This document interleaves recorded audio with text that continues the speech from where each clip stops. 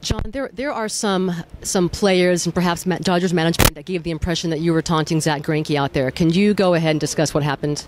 Yeah, absolutely. I was one of the first people out onto the field during that melee. I was in fact the person that pulled Zach Greinke out of it.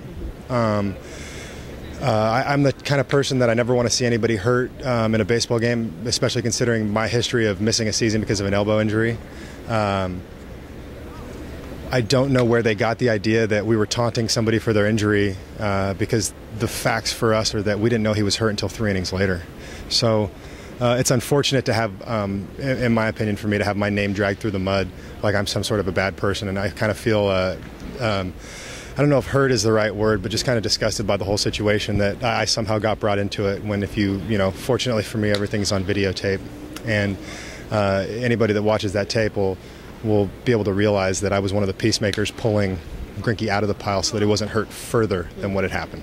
After that first melee, it seems like things calmed down, and then something happened. There was gesturing. Was there any conversation going between yourself and any of the Dodger players before the second brawl ensued?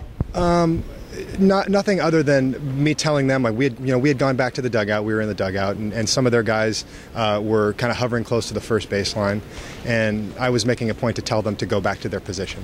Go back to your position. The thing is over, and in my mind, it was all over and done with. I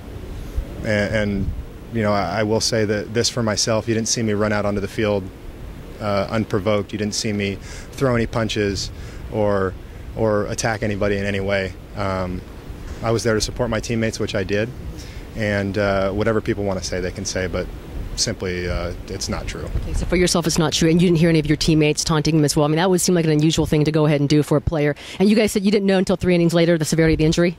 Yeah, he had to go in and get an x-ray, and then we found out that he had broken a collarbone, I think maybe the 8th or 9th inning, and our general reaction was like, oh man, that's the last thing you want to hear in those situations. That was clearly something that was between Carlos and Zach, and I feel like it was resolved in that situation, and I understand, though, the other side being frustrated and mad because they lost, an ace pitcher from their team, but on our side that was never the intention, and it was definitely something, in my character and the way that I was raised, that I would ever revel in somebody else being injured. Makes me sick to think that I've even considered that way.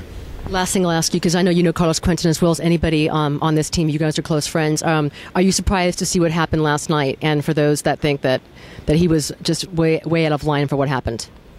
I was a bit surprised, obviously, when it happened. I think we all were. But, when I did my own research and I looked at the history, things start to become understandable. And at the same time, like I said earlier, that's between those two. Whatever happened in the past is between those two, and when situations like that happen, we're a family on this side, and whatever you might think of the reasoning behind somebody's actions, we're always going to support people wearing Padres uniforms. Thank you.